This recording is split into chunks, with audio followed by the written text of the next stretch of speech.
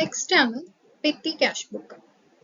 ഓരോ ഓർഗനൈസേഷനിലും ചെറിയ ചെലവുകൾ നിരവധിയായിട്ടുണ്ടാവും. കൺവെയൻസ്, കാട്രേജ്, പോസ്റ്റേജ്, ടെലഗ്രാംസ് എന്നിങ്ങനെ മറ്റ് ചെറിയ ചെറിയ ചെലവുകളൊക്കെ ആണെന്നുണ്ടെങ്കിൽ നമ്മൾ അതിനെ മിസ്ലേനിയസ് എക്സ്പെൻസ് എന്ന പേരിലായിരിക്കും എന്ത് ചെയ്യുന്നുണ്ടാവുക, റെക്കോർഡ് ചെയ്യുന്നുണ്ടാവുക. ഇവ സാധാരണയായിട്ട് എന്ത് ചെയ്യും, റിപ്പീറ്റ് ചെയ്തുകൊണ്ടേയിരിക്കും. ഈ ചെലവുകളെല്ലാം കാഷ്യർ കൈകാര്യം ചെയ്ത് മെയിൻ ക്യാഷ് ബുക്കിൽ റെക്കോർഡ് ചെയ്താൽ അത് വളരെ ബുദ്ധിമുട്ടായിരിക്കും. അതുകൊണ്ട് കാഷ്യർ അതേപോലെ തന്നെ കാഷ്യറിന് അധിക ഭാരം വരികയും ക്യാഷ് ബുക്ക് വളരെയധികം എന്താവും, വലുതാകുകയും ചെയ്യും. ഇത് ഒഴിവാക്കാനായിട്ട് വലിയ ഓർഗനൈസേഷൻസ് സാധാരണയായിട്ട് വേറൊരു കാഷ്യറിനെ നിയമിക്കും. ഇത്തരം ട്രാൻസാക്ഷൻസ് റെക്കോർഡ് ചെയ്യാൻ വേറൊരു ക്യാഷ് ബുക്ക് മെയിൻറ്റെയിൻ ചെയ്യുകയും ചെയ്യും. ഇങ്ങനെ പെറ്റി കാഷ്യർ വേറൊരു കാഷ്യറിനെ അപ്പോയിന്റ് ചെയ്യും പറഞ്ഞില്ലേ, അവരെയാണ് നമ്മൾ എന്ത് വിളിക്കുന്നത്, പെറ്റി കാഷ്യർ എന്ന് വിളിക്കുന്നത്. ഇങ്ങനെ പെറ്റി കാഷ്യർ മെയിൻറ്റെയിൻ ചെയ്യുന്ന പുസ്തകത്തിനെയാണ് പെറ്റി ക്യാഷ് ബുക്ക് എന്ന് നമ്മൾ എന്ത് പറയുന്നത്, വിളിക്കുന്നത്. പെറ്റി കാഷ്യർ ഇംപ്രസ് സിസ്റ്റത്തിലാണ് പ്രവർത്തിക്കുന്നത്. ഈ സിസ്റ്റത്തിൽ ഒരു നിശ്ചിത തുക, ഉദാഹരണത്തിന് 2000 റുപ്പീസ് ഒരു പീരീഡിന്റെ തുടക്കത്തിൽ പെറ്റി കാഷ്യറിന് നൽകും. ഈ തുകയാണ് ഇംപ്രസ്ഡ് എമൗണ്ട് എന്ന് പറയുന്നത്. പെറ്റി കാഷ്യർ ഈ ഇംപ്രസ്ഡ് എമൗണ്ടിൽ നിന്ന് ചെറിയ പേയ്മെന്റ്സ് നടത്തിക്കൊണ്ടേയിരിക്കും. അവ ചെലവാക്കിയ തുക തീർന്നാൽ ഹെഡ് കാഷ്യറിനെ അതിന്റെ കണക്കുകൾ കാണിക്കും. അതോടൊപ്പം ആ ഒരു പീരീഡിന്റെ തുടക്കത്തിൽ വീണ്ടും എന്ത് ചെയ്യും, ആ പീരീഡ് കഴിഞ്ഞ് നെക്സ്റ്റ് പീരീഡിന്റെ തുടക്കത്തിൽ പിന്നെയും എന്ത് ചെയ്യും, ഈ ഇൻട്രസ്റ്റ് എമൗണ്ട് പിന്നെയും കിട്ടും. അപ്പൊ ആ എമൗണ്ട് വെച്ചിട്ട് പിന്നെ ബാക്കിയുള്ള കാലത്തുള്ള എമൗണ്ട് പെറ്റി എക്സ്പെൻസസ് ഒക്കെ എന്ത് ചെയ്യും, മീറ്റ് ചെയ്തുകൊണ്ട് ഇരിക്കും. പെറ്റി ക്യാഷ് ബുക്കിൽ സാധാരണയായിട്ട് പേയ്മെന്റ് സൈഡ്, അതായത് ക്രെഡിറ്റ് സൈഡിൽ ഒന്നാമത്തെ എമൗണ്ട് കോളത്തിന് പുറമെ പല അമൗണ്ട് കോളംസും ഉണ്ടായിരിക്കും. ഇവയിൽ ഓരോ കോളവും സാധാരണയായിട്ട് വരുന്ന ചെലവുകൾക്ക് സ്പെസിഫിക് പേയ്മെന്റ്സിന് വേണ്ടി അലോക്കേറ്റ് ചെയ്യും. അവസാനത്തെ എമൗണ്ട് കോളം മിസ്ലേനിയസ് എന്നാണ് അമൗണ്ട് കോളത്തിനെ നമ്മൾ പറയാം. അതിന്റെ പുറത്ത് റിമാർക്സ് കോളം കൂടി ഉണ്ടായിരിക്കും. മിസ്ലേനിയസ് കോളത്തിൽ പ്രത്യേകം കോളം ഇല്ലാത്ത പേയ്മെന്റ്സ് രേഖപ്പെടുത്താൻ വേണ്ടിയിട്ടാണ് എന്തിനാണ് മിസ്ലേനിയസ് കോളം പറയുന്നത്. റിമാർക്ക് കോളത്തിൽ ഈ മിസ്ലേനിയസ് പേയ്മെന്റിന്റെ സ്വഭാവം നമ്മൾ എന്ത് ചെയ്യും, രേഖപ്പെടുത്തുകയും ചെയ്യും. ഒരു പീരീഡിന്റെ അവസാനം എല്ലാ എമൗണ്ട് കോളംസും ടോട്ടൽ ചെയ്ത് അതിന്റെ ടോട്ടൽ എമൗണ്ട് കോളത്തിൽ കാണിക്കും. അതേപോലെ തന്നെ എന്നിട്ട് ബാലൻസ് എത്രയുണ്ട് എന്നുള്ളത് നമ്മൾ എന്ത് ചെയ്യും, ആ അക്കൗണ്ടിലൂടെ കണ്ടുപിടിക്കും. റെസിപ്റ്റ് സൈഡിൽ ഒരു എമൗണ്ട് കോളം മാത്രമേ ഉണ്ടായിരിക്കുള്ളൂ. ഡേറ്റ്, വൗച്ചർ നമ്പർ, പർട്ടിക്കുലേഴ്സ് എന്നീ കോളംസ് രണ്ട് വശത്തുള്ള റെസിപ്റ്റ് സൈഡും പേയ്മെന്റ് സൈഡിനുമുള്ള ഇതിനുള്ള കോമൺ ആയിട്ടുള്ളതാണ് ഏതൊക്കെ, ഡേറ്റ്, വൗച്ചർ നമ്പർ, പർട്ടിക്കുലേഴ്സ് പറയുന്ന കോളങ്ങൾ.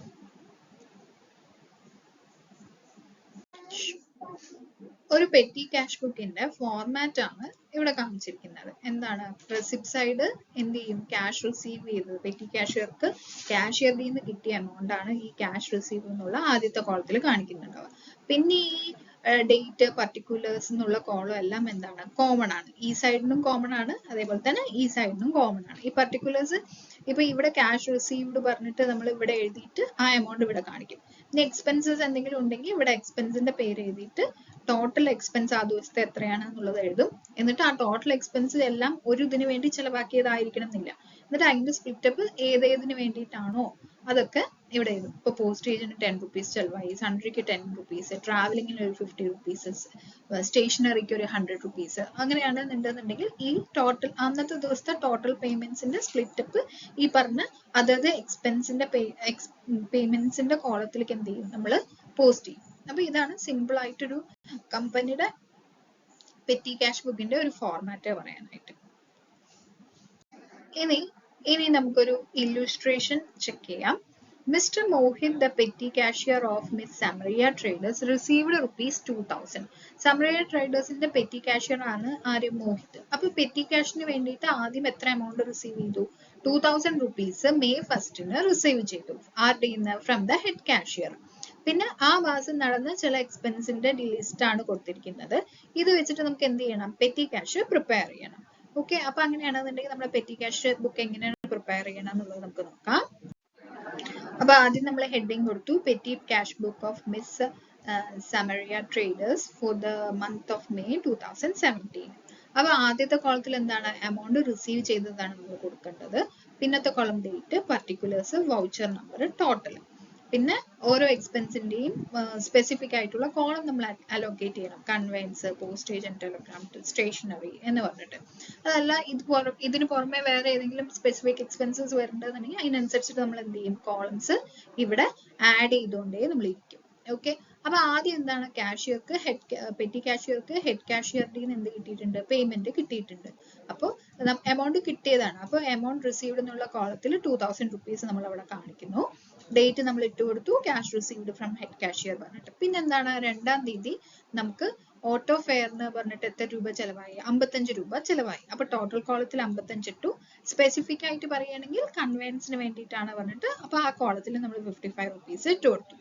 ദെൻ നമ്മൾ ഇട്ട് കൊടുക്കുന്നത് കൊറിയർ സർവീസിന് വേണ്ടിയിട്ട് 40 rupees എന്താണ്, മെയ് 3-ാം തീയതി നമുക്ക് ചെലവായിട്ടുണ്ട്.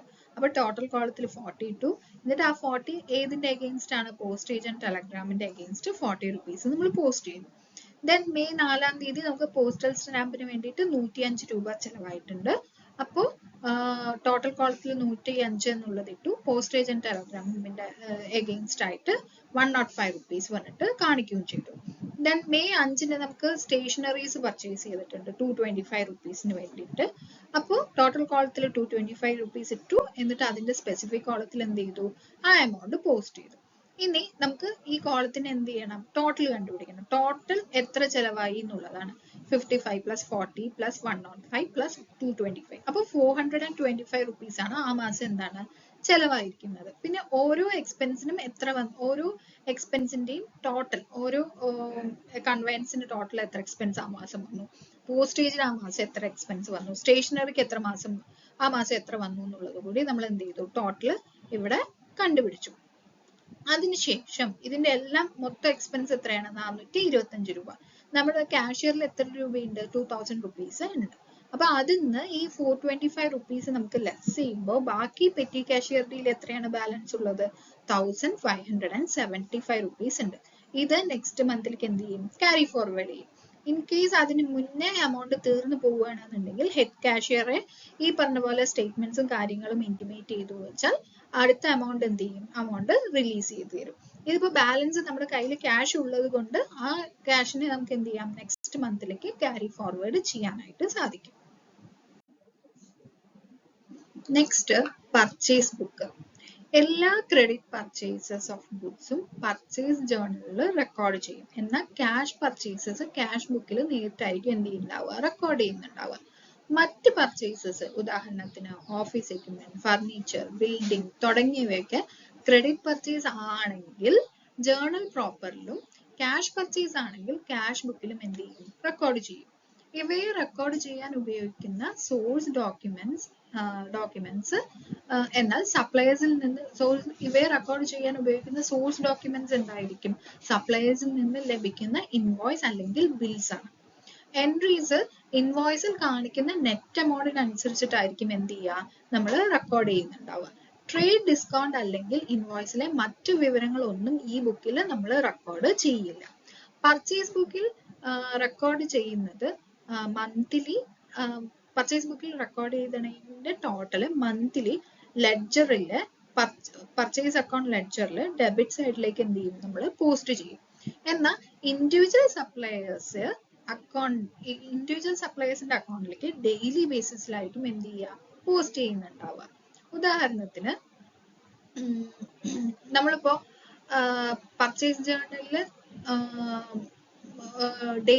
ഡെയിലി ബേസിസിൽ ബന്ധപ്പെട്ട സപ്ലയേഴ്സിന്റെ അക്കൗണ്ടിലേക്ക് ക്രെഡിറ്റ് സൈഡിൽ എമൗണ്ട് എന്ത് ചെയ്യണം, പോസ്റ്റ് ചെയ്യണം. പർച്ചേസ് ജേർണലിന്റെ ടോട്ടൽ പീരിയോഡിക്കലി യൂഷ്വലി മന്ത് എൻഡിലായിരിക്കും പർച്ചേസ് അക്കൗണ്ടിന്റെ ഡെബിറ്റ് സൈഡിൽ പോസ്റ്റ് ചെയ്യുന്നുണ്ടാവും. പക്ഷെ ട്രാൻസാക്ഷൻസ് വളരെ കൂടുതലാണെന്നുണ്ടെങ്കിൽ ഈ പോസ്റ്റിംഗ് ഡെയിലി, വീക്ക്ലി അല്ലെങ്കിൽ ഫോർട്ട്നൈറ്റ്ലി തുടങ്ങിയ സൗകര്യപ്രദമായ സമയങ്ങളിൽ നമുക്ക് എന്ത് ചെയ്യാൻ പറ്റും, റെക്കോർഡ് ചെയ്യാനായിട്ട് സാധിക്കും. അപ്പൊ മെയിൻ ആയിട്ട് പർച്ചേസ് ബുക്കിൽ എന്തൊക്കെയാണ് നോക്കുന്നത്, എല്ലാ ക്രെഡിറ്റ് പർച്ചേസസ് മാത്രമായിരിക്കും നമ്മൾ എന്ത് ചെയ്യുന്നുണ്ടാവുക, പർച്ചേസ് ബുക്കിൽ റെക്കോർഡ് ചെയ്യുന്നുണ്ടാവുക. ക്യാഷ് പർച്ചേസസ് എവിടെയായിരിക്കും റെക്കോർഡ് ചെയ്യുന്നുണ്ടാവുക, ക്യാഷ് ബുക്കിലായിരിക്കും റെക്കോർഡ് ചെയ്യുന്നുണ്ടാവുക. ഇത് ഈ പർച്ചേസ് ബുക്കിൽ റെക്കോർഡ് ചെയ്യാനുള്ള സോഴ്സ് ഡോക്യുമെന്റ് ഏതൊക്കെയായിരിക്കും? സപ്ലയേഴ്സിന്റെ നിന്ന് കിട്ടുന്ന ഇൻവോയ്സോ അല്ലെങ്കിൽ ബില്ലോ ആയിരിക്കും നമ്മുടെ സോഴ്സ് ഡോക്യുമെന്റ്. ഇൻഡിവിജ്വൽ സപ്ലയേഴ്സിന്റെ അക്കൗണ്ട് പർച്ചേസ് ചെയ്യണം, ക്രെഡിറ്റിന് പർച്ചേസ് ചെയ്യണമെന്നുണ്ടെന്നുണ്ടെങ്കിൽ അവിടെ സപ്ലയേഴ്സ് ഉണ്ടാവും അല്ലെ? സപ്ലയേഴ്സിന്റെ അക്കൗണ്ട് ഡെയിലി ബേസിസിൽ വേണം എന്ത് ചെയ്യാനായിട്ട്? അക്കൗണ്ടിലേക്ക് ക്രെഡിറ്റ് ചെയ്യാനായിട്ട്.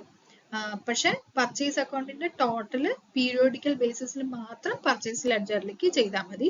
പക്ഷെ സപ്ലയേഴ്സിന്റെ ലെഡ്ജറിലേക്ക് ഡെയിലി ബേസിസിൽ എന്ത് ചെയ്യണം? എൻട്രീസ് പോസ്റ്റ് ചെയ്യണം. അടുത്തത് പർച്ചേസ് ബുക്കിന്റെ ഫോമാറ്റ് എങ്ങനെയാ വന്നിരിക്കുന്നത് നോക്കാം. ഒരു സിമ്പിൾ പർച്ചേസ് ബുക്കിന്റെ ഫോമാറ്റ് ഇങ്ങനെയാണ്. ഡേറ്റ് ഉണ്ടാവും, പർട്ടിക്കുലേഴ്സ് ഉണ്ടാവും, അതേപോലെ invoice number, ledger folio, amount. ഇതായിരിക്കും എന്താണ് ഒരു സിമ്പിൾ പർച്ചേസ് ബുക്കിന്റെ ഫോർമാറ്റ് എന്ന് പറയുന്നത്. ഇപ്പൊ GST കാര്യങ്ങളൊക്കെ വന്നതുകൊണ്ട് ചില അഡീഷണൽ കോളംസ് കൂടി എന്താണ് പർച്ചേസ് ബുക്കിൽ ആഡ് ആയിട്ട് വന്നിട്ടുണ്ട്. സെയിം തന്നെയാണ് date, particulars, invoice number, ledger folio എന്നുള്ളതെല്ലാം ശരിയാണ്. അതിന്റെ കൂട്ടത്തിൽ ഡീറ്റെയിൽസ് എന്നുള്ള ഒരു കോളം പർച്ചേസിന്റെ എമൗണ്ട് എത്രയാണ്, input CGST, input SGST, input IGST എത്രയാണെന്നുള്ളതും ടോട്ടൽ എമൗണ്ടും. ഇതാണ് കുറച്ച് അഡീഷണൽ വന്ന കോളംസ് എന്ന് പറയാനായിട്ട്. നേരത്തെ എന്ന് പറയാനായിട്ട് സിമ്പിൾ ആയിരിക്കും. എന്താണ്? ഡേറ്റ്, പർട്ടിക്കുലേഴ്സ്, ഇൻവോയ്സ് നമ്പർ അല്ലെങ്കിൽ ലെഡ്ജർ ഫോളിയോ നമ്പർ, എമൗണ്ട് ഇത്രേ ഉണ്ടായിരുന്നുള്ളൂ. ഇപ്പൊ GST വന്നതോടുകൂടി അഡീഷണൽ കോളംസ് കൂടി ചില പർച്ചേസ് ബുക്കിൽ നമുക്ക് കാണാനായിട്ട് സാധിക്കും. നമുക്കിപ്പോ എക്സാം പർപ്പസിന് നമുക്ക് ഈ ഒരു കോളം മാത്രം അല്ലെങ്കിൽ ഈ ഒരു ഫോർമാറ്റ് മാത്രം എന്ത് ചെയ്താൽ മതി? ഫോളോ ചെയ്താൽ മതി. ഇനി പർച്ചേസ് ബുക്ക് പ്രിപ്പയർ ചെയ്യുന്ന ഒരു ഇല്ലസ്ട്രേഷൻ നമുക്ക് ചെക്ക് ചെയ്യാം. ഇല്ലസ്ട്രേഷൻ അല്ല പറഞ്ഞിരിക്കുന്ന ഇയർ നമുക്ക് തന്നിട്ടുണ്ട്. എത്രയാണ്? 2017 മന്ത് ഓഗസ്റ്റും ആണ് തന്നിരിക്കുന്നത്. ഓക്കെ, അപ്പോ ഓഗസ്റ്റ് 4 അവർ ആദ്യം തന്നിരിക്കുന്ന ട്രാൻസാക്ഷൻസ് പറയുന്നത്. ഓഗസ്റ്റ് 4 ആദ്യത്തെ transaction. Purchase from miss Neema electronics. Invoice number തന്നിട്ടുണ്ട്. എത്രയാണ്? 3250. എന്താണ് പർച്ചേസ് ചെയ്തത്? 20 mini size TV at ₹2000 per പീസും പിന്നെ 15 ടേപ്പ് റെക്കോർഡേഴ്സ് അറ്റ് ₹12,500 പെർ പീസും. അവർക്ക് ട്രേഡ് ഡിസ്കൗണ്ട് എല്ലാത്തിനും കൂടിയിട്ട് എത്ര കിട്ടിയിട്ടുണ്ട്? 20,000 റുപ്പീസും കിട്ടിയിട്ടുണ്ട്. അപ്പൊ അങ്ങനെയാണെന്നുണ്ടെങ്കിൽ നെറ്റ് എമൗണ്ട് ആണ് നമ്മൾ പർച്ചേസ് ബുക്കിൽ എന്ത് ചെയ്യുന്നത്? എൻട്രി ചെയ്യുന്നത്. അപ്പോൾ നീമ ട്രേഡേഴ്സിന്റെ പർച്ചേസ് ബുക്കിൽ എൻട്രി ചെയ്യണമെങ്കിൽ എന്തായിരിക്കും? അത് ക്രെഡിറ്റ് പർച്ചേസിനായിരിക്കും വാങ്ങിച്ചിട്ടുണ്ടാവുന്നത്. അപ്പൊ നീമ ട്രേഡേഴ്സിന് ഇപ്പൊ ടോട്ടൽ എത്ര രൂപ നമ്മൾ കൊടുക്കണം? 20 മിനി TVs നമുക്ക് എത്ര രൂപയ്ക്കാണ് കിട്ടിയത്? 20 × 2,000 റുപ്പീസിനാണ് നമുക്ക് കിട്ടിയിരിക്കുന്നത്. അപ്പൊ 20 × 2,000 പറയുമ്പോൾ എത്ര വരും? നമുക്ക് 40,000 റുപ്പീസ് മിനി TVക്ക് വരുന്നുണ്ട്. ഓക്കെ, അതിനുശേഷം പിന്നെന്താ പർച്ചേസ് ചെയ്തിരിക്കുന്നത്? അവിടെ 15 ടേപ്പ് റെക്കോർഡേഴ്സ് പർച്ചേസ് ചെയ്തിട്ടുണ്ട്. എത്ര രൂപയ്ക്കാണ്? 12,500 റുപ്പീസിന് പർച്ചേസ് ചെയ്തിട്ടുണ്ട്. അപ്പൊ 15 × 12,500 പറയുമ്പോൾ എത്ര വരും? 1,87,500. ഓക്കെ, അപ്പോൾ 1,87,500 പ്ലസ് 47,000 ചെയ്യുമ്പോൾ നമുക്ക് എത്ര കിട്ടും? ടോട്ടല് 2,27,500 റുപ്പീസ് വരും അല്ലേ? പിന്നെന്താണ് ആ ക്വസ്റ്റ്യനിൽ പറഞ്ഞിരിക്കുന്നത്? അവർക്ക് എത്ര ഡിസ്കൗണ്ട് കിട്ടി? 20% ഡിസ്കൗണ്ട് കിട്ടിയിട്ടുണ്ട്. അപ്പൊ 2,27,500ന്റെ 20% പറയുമ്പോൾ എത്ര രൂപയാണ്? 45,500 റുപ്പീസ് എന്തായിട്ട് കിട്ടിയിട്ടുണ്ട്? ഡിസ്കൗണ്ട് ആയിട്ട് കിട്ടിയിട്ടുണ്ട്. 45,500 റുപ്പീസ് ആണ് എന്ത് കിട്ടിയിരിക്കുന്നത്? ഡിസ്കൗണ്ട് ആയിട്ട് കിട്ടിയിരിക്കുന്നത്. അപ്പൊ നീമ ട്രേഡേഴ്സിന് എത്ര രൂപയാണ് കൊടുക്കേണ്ടത്? 2,27,500 എന്ന് 45,500 ലെസ് ചെയ്തു വെച്ചാൽ നമുക്ക് എത്ര കിട്ടും? 1,82,000 ആണ് ആർക്ക് കൊടുക്കേണ്ടത്? നീമ ട്രേഡേഴ്സിന് കൊടുക്കേണ്ടത്. അപ്പൊ ഈ ഒരു എമൗണ്ട് വേണം നമ്മുടെ പർച്ചേസ് ബുക്കിൽ എൻട്രി ചെയ്യാനായിട്ട്. ഇനി അടുത്ത ട്രാൻസാക്ഷൻ നടന്നിരിക്കുന്നത് ഓഗസ്റ്റ് 10 എന്താണ് വാങ്ങിച്ചിരിക്കുന്നത്? Bought from Pavan electricals. Invoice number തന്നിട്ടുണ്ട്. 10 video cassette at ₹150 per piece. 150 per പീസിന് എത്ര വീഡിയോ കാസറ്റ് വാങ്ങിച്ചു? 10 വീഡിയോ കാസറ്റ്. അപ്പൊ വീഡിയോ കാസറ്റിന്റെ ഇത് എത്ര രൂപയായി? 150 × 10 പറയുമ്പോൾ 1,500 റുപ്പീസ് വീഡിയോ കാസറ്റിന് വന്നു. പിന്നെ 20 tape recorders at 1,650 per piece. Tape recorders എത്ര രൂപയ്ക്കാണ് വാങ്ങിച്ചിരിക്കുന്നത്? ഒരെണ്ണത്തിന് 1,650 രൂപയുടെ 20 എണ്ണം വാങ്ങിച്ചിട്ടുണ്ട്. അപ്പൊ എത്ര രൂപയായി? 3000 രൂപയായി, 33,000 ആയി. അപ്പൊ ടോട്ടൽ എത്ര രൂപ കൊടുക്കണം? 33,000 പ്ലസ് 1,500 പറയുമ്പോൾ 34,500 വരും. 34,500. എന്നിട്ട് അവർക്ക് വല്ല ഡിസ്കൗണ്ടും കൊടുത്തിട്ടുണ്ടോ? എത്ര രൂപയുടെയെങ്കിലും ഡിസ്കൗണ്ട് കൊടുത്തിട്ടുണ്ടോ? 10% എന്താണ് ഡിസ്കൗണ്ട് കൊടുത്തിട്ടുണ്ട്. അപ്പോൾ 10% ഡിസ്കൗണ്ട് പറയുമ്പോൾ 34,50. 10% ഡിസ്കൗണ്ട്. അപ്പൊ ബാക്കി എത്ര രൂപയാണ് പവൻ ട്രേഡേഴ്സിന് കൊടുക്കാനുള്ളത്? 31,050 rupees ആണ് ആർക്ക് കൊടുക്കാനുള്ളത്? പവൻ ട്രേഡേഴ്സിന് കൊടുക്കാനുള്ളത്. അപ്പൊ പർച്ചേസ് ബുക്കിൽ ഏത് എമൗണ്ടാണ് കാണിക്കേണ്ടത്? ഈ പവൻ ട്രേഡേഴ്സ് വന്നിട്ട് 31,050 rupees വേണം കാണിക്കാനായിട്ട്. അടുത്ത ട്രാൻസാക്ഷൻസ് എന്താ പറയുന്നത്? August 18 purchase from northern electronics എന്ന് ഇൻവോയ്സ് നമ്പർ തന്നിട്ടുണ്ട്. 50 നോർത്തേൺ സ്റ്റീരിയോസ് 4,000 പെർ പീസ്. അങ്ങനത്തെ എത്ര എണ്ണം വാങ്ങിച്ചു? 15 എണ്ണം വാങ്ങിച്ചു. അപ്പൊ എത്ര രൂപയായി? 15 എണ്ണത്തിന് 15 എണ്ണത്തിന് 4,000 രൂപ വെച്ചിട്ട്. അപ്പൊ എത്ര രൂപ വരും? 60,000 rupees വരും. 60,000 rupees വരും. പിന്നെന്താ വാങ്ങിച്ചിരിക്കുന്നത്? 20 നോർത്തേൺ കളർ ടി വി. ഒരു കളർ ടി വിക്ക് എത്രയാണ്? 14,500. അപ്പൊ 20 എണ്ണത്തിന് പറയുമ്പോൾ എത്ര രൂപയായിട്ടുണ്ടാവും? 2,90,000 rupees ആയി. ഓക്കെ, അപ്പൊ രണ്ടും കൂടി എത്ര രൂപയായി? 3,50,000. 3.5 എന്ന് മാത്രമേ ഞാൻ എഴുതുന്നുള്ളൂ, സ്ഥലം ഇല്ലാത്തതുകൊണ്ട്. അപ്പൊ 3.5 lakh rupees ആയി. എന്നിട്ട് ട്രേഡ് ഡിസ്കൗണ്ട് ആയിട്ട് എത്ര രൂപ കൊടുത്തിട്ടുണ്ട്? 12.5%. അപ്പൊ 3.5 lakhsന്റെ 12.5% പറയുമ്പോൾ എത്ര വരും? 43,050 rupees. അപ്പൊ 3,50,000 ഈ 43,750 rupees 750 rupees ലെസ് ചെയ്യുമ്പോൾ നമുക്ക് എത്ര കിട്ടും? 3,06,250 rupees നമുക്ക് കിട്ടും അല്ലെ? 3,06,250 rupees നമ്മുടെ ആർക്ക് കൊടുക്കാനുണ്ട്? നോർത്തേൺ ഇലക്ട്രോണിക്സിന് കൊടുക്കാനുണ്ട്. പിന്നെ അത് കഴിഞ്ഞിട്ട് എന്താ പറയുന്നത്? Purchased from Neema electronics. പിന്നെയും നീമ ഇലക്ട്രോണിക്സിന് ഇൻവോയ്സ് നമ്പർ തന്നിട്ടുണ്ട്. 10 mini TV at 1,000 rupees per piece and 5 color TV at 12,500 per piece. Trade discount 20% കൊടുത്തിട്ടുണ്ട്. ആദ്യം 10 മിനി ടി വി ഒരെണ്ണത്തിന് 1,000 രൂപ. അപ്പൊ ടോട്ടൽ എത്രയായി? 10,000 രൂപയുടെ മിനി ടി വി നമ്മൾ വാങ്ങിച്ചു. പിന്നെ അത് കഴിഞ്ഞിട്ട് അവിടെ നിന്ന് എന്താ വാങ്ങിച്ചത്? Colour T V 12,500. ഒരെണ്ണത്തിന് 12,500 രൂപ. അങ്ങനെ 5 എണ്ണം വാങ്ങിച്ചു. അപ്പൊ അവിടെ എത്ര രൂപയായി? 62,500 rupees കിട്ടും അല്ലെ? അപ്പൊ അങ്ങനെ ടോട്ടൽ എത്രയായി അവിടെ? 72,500 rupees ആയി. എത്രയായി? 72,500 rupees ആയി. ഇനി അവിടെ ട്രേഡ് ഡിസ്കൗണ്ട് കൊടുത്തിട്ടുണ്ടോ? ട്രേഡ് ഡിസ്കൗണ്ട് 20% ട്രേഡ് ഡിസ്കൗണ്ടും കൊടുത്തിട്ടുണ്ട്. അപ്പൊ 72,500ന്റെ 20% പറയുമ്പോൾ എത്ര വരും? 14,500 വരും. അപ്പൊ ബാക്കി എത്ര രൂപ കൊടുക്കണം? നീമ ഇലക്ട്രോണിക്സിന് 58,000 rupees കൊടുക്കണം. ഓക്കെ, 58,000 rupees കൊടുക്കണം. പിന്നെ ഓഗസ്റ്റ് 29 പവൻ ഇലക്ട്രോണിക്സ് നിന്ന് വീണ്ടും 20 വീഡിയോ കാസറ്റ് 150 രൂപയ്ക്ക് എന്താണ് വാങ്ങിച്ചു. പിന്നെ എന്താ വാങ്ങിച്ചിരുന്നത്? ടേപ്പ് റെക്കോർഡേഴ്സും വാങ്ങിച്ചിട്ടുണ്ട് 1,600 rupees.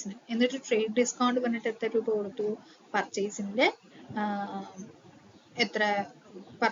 10% ട്രേഡ് ഡിസ്കൗണ്ട് വന്നിട്ടും കൊടുത്തു. അപ്പൊ ഇവിടെ എത്ര രൂപയാണ് ടോട്ടൽ നമ്മുടെ പർച്ചേസ് അക്കൗണ്ടിൽ ഇട്ടുള്ളത്?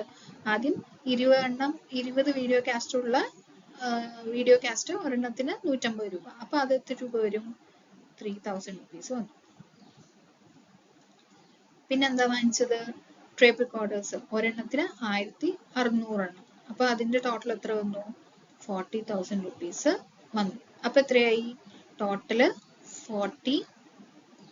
43,000 rupees എന്നിട്ട് ഡിസ്കൗണ്ട് എത്ര കൊടുത്തിട്ടുണ്ട്? 10% ഡിസ്കൗണ്ട് കൊടുത്തിട്ടുണ്ട്. അപ്പോൾ 4300 ഡിസ്കൗണ്ട് ലെസ് ചെയ്താൽ എത്ര രൂപ കിട്ടും? 38,700 വരും. 38,700 ഇതായിരിക്കണം എന്ത് പർച്ചേസ് ബുക്കിൽ നമ്മൾ കാണിക്കേണ്ടത്. അപ്പോൾ ഇതിന്റെ വർക്കിംഗ്സ് നമ്മൾ പ്രിപ്പയർ ചെയ്ത് കഴിഞ്ഞു. ഇനി നമ്മുടെ പർച്ചേസ് ജേർണലിൽ എങ്ങനെയാണ് എൻട്രി ചെയ്യേണ്ടത് എന്നുള്ളത് നോക്കണം. ഓക്കെ, പർച്ചേസ് ജേർണൽ പറഞ്ഞിട്ട് നമ്മൾ പേര് കൊടുത്തു, കമ്പനിയുടെ പേര്, ഏത് മാസത്തെ എന്നുള്ളതും നമ്മൾ എൻട്രി ചെയ്തു. പർച്ചേസ് ജേർണലിൽ ഏതൊക്കെ കോളംസ് വരുന്നുണ്ട്? ഡേറ്റ്, ഇൻവോയ്സ് നമ്പർ, സപ്ലയറുടെ പേര്, നെറ്റ് എമൗണ്ട്. ഓക്കെ, ആദ്യം നമ്മൾ ഡേറ്റ് കോളത്തിൽ August 4, ഇൻവോയ്സ് നമ്പർ നമ്മൾ ക്വസ്റ്റ്യനിൽ തന്നിട്ടുണ്ടായിരുന്നു. ആദ്യം നിന്നാണ് പർച്ചേസ് ചെയ്തത്? നീമ ഇലക്ട്രോണിക്സിന്റെ. നെറ്റ് എമൗണ്ട് അവർക്ക് എത്ര രൂപയാണ് കൊടുക്കാനുള്ളത്? ഡിസ്കൗണ്ട് എല്ലാം കഴിഞ്ഞിട്ട് 1,82,500 അത് എൻട്രി ചെയ്തു. പിന്നെ പർച്ചേസ് ചെയ്തത് August 10 August 10 ഇൻവോയ്സ് നമ്പർ നമ്മുടെ ക്വസ്റ്റ്യനിൽ തന്നിട്ടുണ്ടായിരുന്നു, അത് നമ്മൾ നോട്ട് ചെയ്തു. ആദ്യം നിന്നാണ് പർച്ചേസ് ചെയ്തത്? പവൻ ഇലക്ട്രോണിക്സിന്റെ നിന്നാണ് പർച്ചേസ് ചെയ്തത്. എന്നിട്ട് ടോട്ടൽ എമൗണ്ടും അതിന്റെ ഡിസ്കൗണ്ടും എല്ലാം കഴിഞ്ഞിട്ട് നെറ്റ് എമൗണ്ട് പവൻ ഇലക്ട്രോണിക്സിന് എത്ര രൂപ കൊടുക്കണം? 31,050 രൂപ നമ്മൾ കൊടുക്കണം. അപ്പൊ അത് എമൗണ്ട് കോളത്തിൽ നമ്മൾ എൻട്രി ചെയ്തു. അത് കഴിഞ്ഞ് August 18 നോർത്തേൺ ഇലക്ട്രോണിക്സിന്റെ നിന്ന് പർച്ചേസ് ചെയ്തു. ഇൻവോയ്സ് നമ്പർ എന്ത് തന്നിട്ടുണ്ട്? നമ്മുടെ ക്വസ്റ്റ്യനിൽ തന്നിട്ടുണ്ട്. ഇൻവോയ്സ് നമ്പർ നമ്മൾ നോട്ട് ചെയ്തു. അത് കഴിഞ്ഞിട്ട് സപ്ലയറുടെ പേര് എഴുതി, നോർത്തേൺ ഇലക്ട്രോണിക്സ് പറഞ്ഞിട്ട്. എന്നിട്ട് അവരുടെ നിന്ന് നെറ്റ് എമൗണ്ട്, ടോട്ടൽ പർച്ചേസ് വാല്യൂയും അതിന് തന്നിരിക്കുന്ന ഡിസ്കൗണ്ടും പ്ലസ് ചെയ്തിട്ട് നെറ്റ് എമൗണ്ട് എത്രയാണോ കൊടുക്കാനുള്ളത് ആ എമൗണ്ട് എന്ത് ചെയ്തു? നമ്മളിവിടെ നോട്ട് ചെയ്തു, 3,06,250. ദെൻ 26 ഓഗസ്റ്റിന് വീണ്ടും നീം ഇലക്ട്രോണിക്സിന്റെ നിന്ന് പർച്ചേസ് ചെയ്തു. അതിന് ഡിഫറെന്റ് ഇൻവോയ്സ് നമ്പർ ആണ് അല്ലെ, സെയിം ഇൻവോയ്സ് അല്ല. നമ്മൾ പിന്നെ ഒരു ദിവസം പോയിട്ട് വേറൊരു പർച്ചേസ് ആണ് നടത്തിയത്. അപ്പോൾ ഇൻവോയ്സ് നമ്പർ ഒബ്വിയസ്ലി എന്താണ്? മാറ്റം വരും. അപ്പൊ ഇൻവോയ്സ് നമ്പർ നോട്ട് ചെയ്തു. അത് കഴിഞ്ഞിട്ട് അവരുടെ ടോട്ടൽ പർച്ചേസ് വാല്യൂ അതിന്റെ ഡിസ്കൗണ്ടും എല്ലാം ലെസ് ചെയ്തിട്ട് നമുക്ക് എത്ര രൂപ കൊടുക്കാനുണ്ട്? 58,000 രൂപ കൊടുക്കാനുണ്ട്. പിന്നെ അത് കഴിഞ്ഞിട്ട് August 29 പവൻ ഇലക്ട്രോണിക്സിന്റെ നിന്ന് വീണ്ടും പർച്ചേസ് ചെയ്യുന്നു. ഇൻവോയ്സ് നമ്പർ നോട്ട് ചെയ്യുന്നു. ഡിസ്കൗണ്ട് എല്ലാം കഴിഞ്ഞിട്ട് പവൻ ഇലക്ട്രോണിക്സിന് അന്നേ ദിവസം എത്ര രൂപ കൊടുക്കാനുണ്ട്? 38,700 rupees കൊടുക്കാനുണ്ട്. എന്നിട്ട് ഇതാണ് ഓഗസ്റ്റ് മാസത്തിലെ ആ ഒരു കമ്പനിയുടെ പർച്ചേസ് ബുക്കിൽ വന്നിരിക്കുന്ന പർച്ചേസസ്. പർച്ചേസ് ബുക്കിൽ നമ്മൾ എന്ത് ടൈപ്പ് ഓഫ് പർച്ചേസസ് ആണ് എൻട്രി ചെയ്യാം? ക്രെഡിറ്റ് പർച്ചേസസ് മാത്രം. ക്യാഷ് പർച്ചേസ് ആണെന്നുണ്ടെങ്കിൽ ഒബ്വിയസ്ലി അത് എവിടെ പോയിട്ടുണ്ടാവും? ക്യാഷ് ബുക്കിൽ പോയിട്ടുണ്ടാവും. അപ്പോൾ എന്നിട്ട് ടോട്ടൽ എമൗണ്ട് എത്രയാണ് വരുന്നത്? 6,16,000 ആണ് വരുന്നത്. ഈ എമൗണ്ട് നമ്മൾ മന്ത് എൻഡിൽ കുറച്ച് ട്രാൻസാക്ഷൻസ് ഉള്ളത് കൊണ്ട് മന്ത് എൻഡിൽ നമ്മൾ എന്ത് ചെയ്യും? പർച്ചേസ് ലെഡ്ജറിലേക്ക് നമ്മൾ പോസ്റ്റ് ചെയ്യും. പർച്ചേസ് ലെഡ്ജറിലേക്ക് പോസ്റ്റ് ചെയ്യണം. ഇനി ഒത്തിരി ട്രാൻസാക്ഷൻസ് ഒരു ദിവസം നടക്കുന്നുണ്ട് എന്നുണ്ടെങ്കിൽ ഓരോ ദിവസവും അവസാനം വേണം എന്ത് ചെയ്യാനായിട്ട്? പർച്ചേസ് ലെഡ്ജറിലേക്ക് പോസ്റ്റ് ചെയ്യാനായിട്ട്. Next purchase return book. ഈ ബുക്കിൽ പർച്ചേസ്ഡ് ഗുഡ്സ് റിട്ടേൺ ചെയ്യുന്നത്, അതായത് വാങ്ങിയ സാധനങ്ങൾ തിരികെ കൊടുത്തത് റെക്കോർഡ് ചെയ്യുന്നതാണ് എന്ത്? പർച്ചേസ് റിട്ടേൺ ബുക്ക് എന്ന് പറയുന്നത്.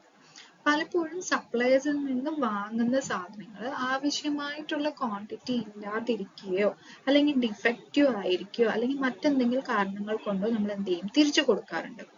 ഓരോ റിട്ടേണിനും ഒരു ഡെബിറ്റ് നോട്ട്, ഡ്യൂപ്ലിക്കേറ്റ് മീൻസ് ഒരു ഒറിജിനൽ കോപ്പിയും ഒരു ഡ്യൂപ്ലിക്കേറ്റ് കോപ്പിയും വേണം ഓരോ ഡെബിറ്റ് നോട്ടിനും തയ്യാറാക്കണം. അതിലെ ഒറിജിനൽ കോപ്പി നമ്മൾ ആർക്ക് കൊടുക്കും? സപ്ലയേഴ്സിന് അയക്കും. അതെന്തിനാ കൊടുക്കുന്നത്? അവർക്ക് അവരുടെ ബുക്സ് ഓഫ് അക്കൗണ്ടിൽ ആവശ്യമായിട്ടുള്ള എൻട്രീസ് ചെയ്യാൻ വേണ്ടിയിട്ടാണ് അവർക്ക് ഒറിജിനൽ കോപ്പി കൊടുക്കുന്നത്. പിന്നെ അത് കൂടാതെ സപ്ലയർ തന്നെയും ഒരു നോട്ട് തയ്യാറാക്കും. അതിനെയാണ് എന്ത് പറയുന്നത്? ക്രെഡിറ്റ് നോട്ട് എന്ന് പറയുന്നത്. പർച്ചേസ് റിട്ടേൺ ജേർണലിൽ എൻട്രീസ് റെക്കോർഡ് ചെയ്യാനായിട്ട് ഉപയോഗിക്കുന്ന പ്രധാന സോഴ്സ് ഡോക്യുമെന്റ് ആണ് എന്തെന്ന് പറയുന്നത്? Debit not. ഈ ഡെബിറ്റ് നോട്ടിൽ നമ്മൾ എന്തൊക്കെയാണ് മെൻഷൻ ചെയ്യുക? സാധനങ്ങൾ തിരികെ കൊടുത്ത പാർട്ടിയുടെ പേര്, തിരികെ കൊടുത്ത ഗുഡ്സിന്റെ വിവരങ്ങൾ, സാധനങ്ങൾ തിരികെ കൊടുക്കാനുള്ള റീസൺസ്, ഇതൊക്കെയാണ് എന്ത് പറയുന്നത്? ഡെബിറ്റ് നോട്ടിൽ നമ്മൾ മെൻഷൻ ചെയ്യുന്നത്. ഓരോ ഡെബിറ്റ് നോട്ടിനും സീരിയൽ നമ്പർ ഉണ്ടാവും. അതേപോലെ ഡേറ്റും നമ്മൾ എന്ത് ചെയ്യും? മെൻഷൻ ചെയ്യും. പർച്ചേസ് റിട്ടേൺ ബുക്കിന്റെ ഒരു ഫോർമാറ്റ് ആണ് ഇനി കാണിക്കുന്നത്. Format of A purchase return book. എന്താണ് ഡേറ്റ് ഉണ്ടാവും, പർട്ടിക്കുലേഴ്സ് ഉണ്ടാവും, ഡെബിറ്റ് നോട്ട് നമ്മൾ പറഞ്ഞു പർച്ചേസ് റിട്ടേൺ സമയത്ത് എന്ത് ഇഷ്യൂ ചെയ്യും, ഡെബിറ്റ് നോട്ട് ഇഷ്യൂ ചെയ്യും പറഞ്ഞു.